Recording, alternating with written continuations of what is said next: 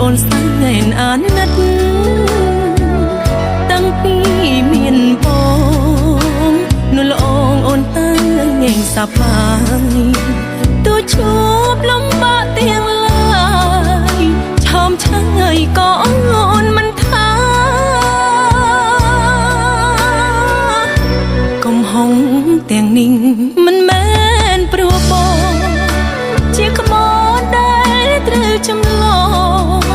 តែបងងំប្រឹងគ្មានច្រវាពេលខ្លះបងធ្វើរឿងរ៉ាវដោយអចេតនា